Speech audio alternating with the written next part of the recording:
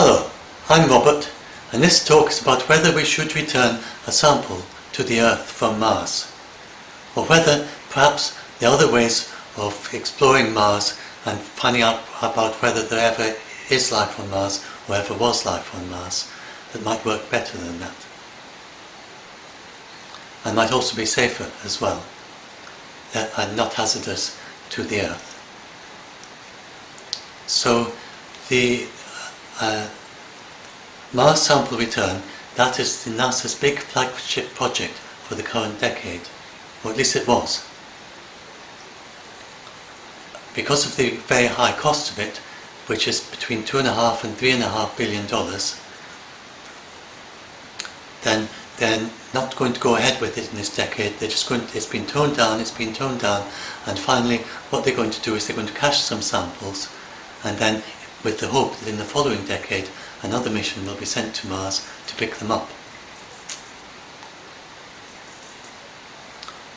And so it's a very expensive mission, because these samples, you're talking about maybe 30 or 40 samples and about 5 centimeters long, so about the length of the upper joint of your index finger. And these samples, they're going to cost getting on for $100 million per sample to return them to Earth. So you might well wonder, are they really are these samples really of such value as that? And has NASA got its priorities right, putting this as their main mission in front of all the other possible ways that you could explore Mars, or indeed other places in the solar system? And if you wondered about that, you would actually be in good company, because the stated aim of this mission is to find out about life, in past life on Mars and present day life on Mars. The decadal review that came to this conclusion is a very open process. You can read all the white papers that were submitted to the committees, and if you look at those, you can find that there's a paper there by 8 exobiologists. So there are many papers by geologists saying, yes, do return a sample from Mars, this is a very top priority. But amongst them, there's this paper by exobiologists. Now these should be the people that are most concerned about, they're the ones who are for which is most relevant, the stated aim of the program. They would have all their questions answered, or many of their questions answered, if a really good sample of biological interest was returned from Mars to Earth. But in this paper, then they argued very strongly, and these people, their entire professional life has been devoted to finding out about whether there is or was life on Mars. And they say in this paper that they argue very strongly that this is not the right way for NASA to spend its budget, not if you're interested in the exobiology. They say that it's okay for geology, but this is not the way to answer the outstanding questions in exobiology about Mars. And so it's quite surprising that this paper, it wasn't mentioned in the summing up by the decadal review. It's never mentioned in any of the news stories since then. And I think it deserves far more attention than it was given. It seems to be neglected and somewhat forgotten. So that's the first thing I'm going to talk about. So I'm going to talk about that now, and then I'm going to talk later on about some other reasons why you mightn't want to return a sample from Mars to Earth. And this is to do with whether it is hazardous, whether it could be hazardous to human beings, whether it could have a pandemic, some kind of disease, or it could be harmful to the environment of the Earth. And these were concerns of Carl Sagan and various others since then, suggesting that we should proceed perhaps with extreme caution before returning anything from Mars to Earth, in case it has life in it. So I'll talk about that, and then I'm going to talk about the moral and legal implications of it all. First, moral and ethical. If it's an environmental disruption as a possibility, then obviously everyone in the world is involved in the decision as to whether to make this sample return, and not just NASA, and not just scientists. And people of all nations and of all backgrounds should be involved. And so particularly a theologian who looked at this, and he came to this very strong conclusion. It was an American theologian, and he looked into it, and he came to a very strong conclusion that this is what is needed.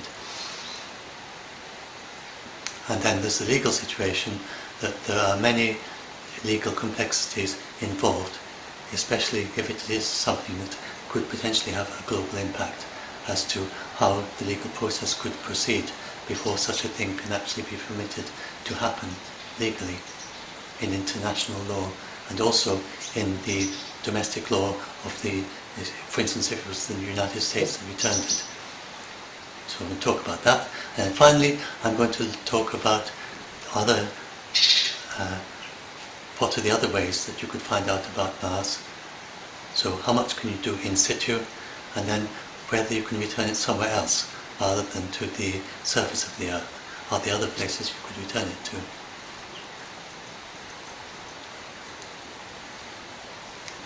So anyway, to get started with this whole question about whether it's of scientific interest for exobiology.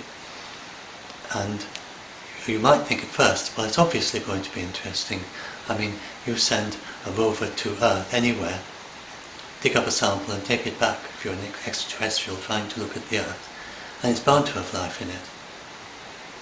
But the thing to bear in mind is that this exploration of Mars, we're not looking for present-day life particularly. There's two aspects to it, looking for present-day life and looking for past life. And the main focus of the sample return so far has been on past life. Actually, the new version that was issued July this year seems to be possibly targeting present-day life as well. So I'm going to look at both. But both are highly problematical. So first of all, look at past life. So now imagine you're extraterrestrial, but they're sending a rover to the Earth, but they're not looking for present-day life, they're looking for fossils. So, and now suppose that it's a planet they're looking at isn't like Earth, in that there's no obvious deposits such as chalk, and it doesn't have oil-rich shales or anything like that. There are no obvious places to go and look for fossils. They land in the middle of a desert, and then they trundle around, and they can only travel 100 meters a day. Also, you have to put in that they can't actually see these fossils. So they can just see the rocks, and if there may be some fossils in these rocks, and you're talking about maybe microfossils or whatever they can't actually see, then what's the chance that this rover would be able to pick up, it picks up geologically interesting rocks on the surface, what's the chance that there would be a fossil in it? And this is maybe give you an idea about why these exobiologists are saying that it would be quite hard to find life on Mars. So we're not actually looking for fossils on Mars. What we're looking for are pristine organics. There's a wonderful opportunity on Mars that you may have heard of the mammoths that are discovered in the Siberian permafrost, and these are discovered with pretty much biologically intact. You can even see the colour of their hair, so we know from this recent baby mammoth and so on that they were redheads. You can look at their stomachs and see what they last ate and so on. So in the case of Mars, there's a very similar process is thought to could have happened.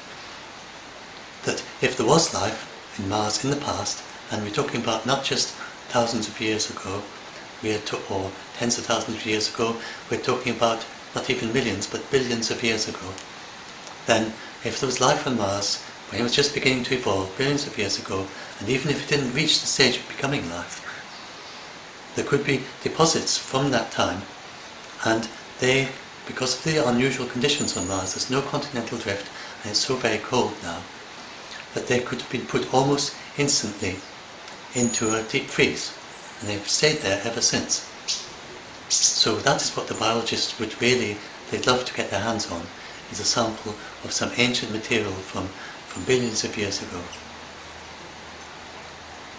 And there's quite reasonable hope that such samples may exist, because you have clays and sulfates on Mars, and these have been discovered, and these are very good at preserving organics.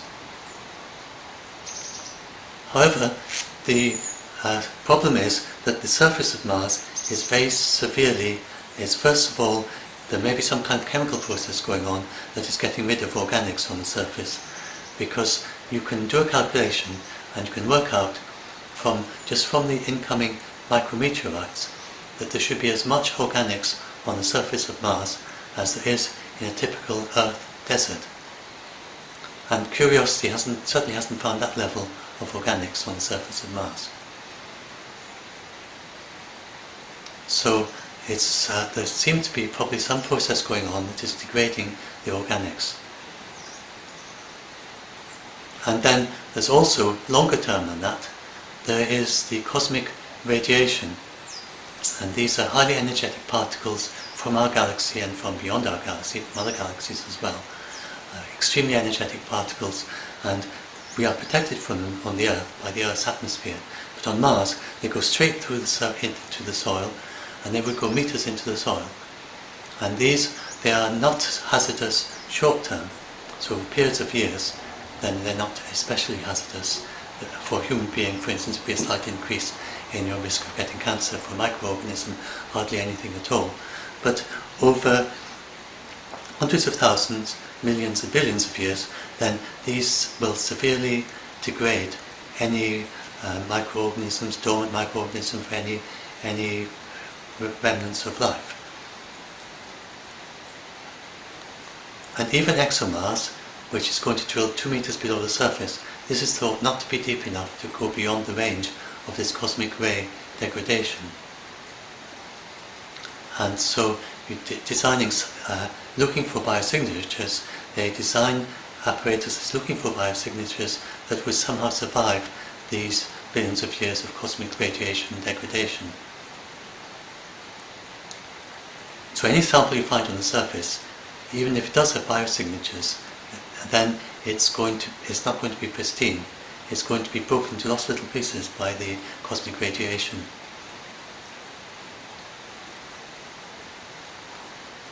And then there's a whole matter that it's probably been chemically altered if it's on the surface. And there mightn't be much organics in it at all. Then you begin to see why one might want to think that it might be quite a bit of a search to try and actually find what you're looking for. And what you're looking for ideally are clays or sulfates that are 10 meters below the surface. I've seen, it's probably hard to say exactly how deep, but I've seen a figure mentioned of 10 meters as being deep enough so that you could get reasonably pristine samples at that level. And it's got to be a clay or sulfate deposit, but it's not enough for it to be 10 meters below the surface. It's also obviously not, it mustn't have been chemically altered and degraded by whatever process might go on the surface. For instance, hydrogen peroxide or something. If there's something that has damaged it, even way down there. So it's got to be in good condition. Then it's also got to have been covered rather quickly. Because if it was just covered by just centimeters at a time, over periods of millions of years, then again it would be severely degraded.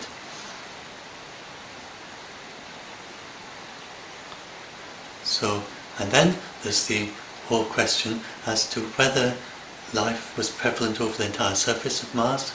It can't have been very prevalent, or we would have seen its traces already. And the populations, they may have always been very thin populations, so that there isn't very much actually to find. Or it could be that it was only on particular locations on Mars that life evolved. For instance, only in the Valles Marineris, or somewhere like that, or some of the other features on Mars. It might be only particular places where life evolved. And certainly, if you're talking about doing a reasonably thorough search of Mars, it could be quite a long story. It could take quite a while. And then you've got to know what's 10 meters below the surface on the basis of what's on the surface. But you may be very lucky, and you might, for instance, find a cave. And I'm not talking about the caves that are seen from orbit, these ones that are holes in the lava tubes, because that's of not of especially high interest for the search for ancient life on Mars. But these are a suggestion that there could be caves on Mars which are formed by other processes, for instance by flowing water in the past when there was flowing water on Mars. The sort of caves that potholers go into on the Earth. And these would just be a tiny little hole probably in the side of a hillside, and you go in and you might find a cavern underneath. So maybe caves like that on Mars, and these may be ways of getting into these very interesting deposits and get deep down below the surface, and you might find the clays and sulfates inside these caves. Another way that you might be able to come across them is that you might find them through a recent meteorite that excavates the surface. So if it's very recent, like within a century or 1,000 years or something, that it's managed to throw up material from tens of meters below the surface, and also could be a possibility of finding these pristine deposits. So if you're looking for past life on Mars, it's probably going to be quite a long search. And if you're drilling, you may have to drill in many different places, or else explore many places over the surface of Mars. But it's very promising that such things do exist, because the surface of Mars is roughly the same area as the entire surface land area of the Earth. So you're talking about a huge surface area with many interesting features in it to explore. And it seems quite likely that amongst all those features that there will be these pristine deposits that we're looking for. And we have got the great advantage in the case of Mars that we can survey it from orbit, and we haven't got any obscuring vegetation. The geology is plain to view. So there are many advantages to Mars, so it's not maybe quite such a hard, long task as that might seem, but it certainly seems extremely unlikely that just from orbit, choosing a spot that you think is most likely to have evidence of life there, and then picking up a few samples of rock from there, that you would strike lucky on your very first try at finding this evidence of the past life. And the suggestion has also been made to look for present-day life. Well, very similar considerations apply for that. So first of all, present-day life, most of the possibilities for it are difficult terrain to reach. So hillsides, like the warm seasonal flows, for instance. And our current rovers, even though Curiosity had a much better landing ellipse, much smaller landing ellipse than any previous rover sent to Mars, nevertheless, its landing ellipse only just fitted between the Mount Sharp and the edge of the crater that was the gigantic crater it was landing in. So you can see from that, you've probably seen the pictures and you realise it's quite a large area that Curiosity landed in. So our rovers at present, they can only land in very large, very flat areas of Mars. There are suggestions for ways to improve it, so in future by delaying the use of the parachute, for instance, during the descent, then it can be made a bit smaller, but it's going to be quite hard to access the really interesting features on Mars with the warm seasonal flows, particularly one of the most interesting features for looking for present-day life on Mars. And looking for subsurface soil, then you might have to look many different places before you find the place where there is life, if there is life below the surface of the soil. There's no reason to suppose that it is widespread over the surface. It may be in little oases here and there. Particularly since it's probably not very easy for life to spread over the surface of Mars. Not nearly so easy as in the case of Earth. And the life may also be very slowly metabolizing in these extreme conditions. We're talking about conditions similar to the dry deserts on Earth, like the Atacama Desert and the McMurdo dry valleys in Antarctica, as being the most habitable places on Mars. And these are places where it's very difficult to study life, and they continue to find new forms of life in these locations as they develop more sensitive equipment to look for them.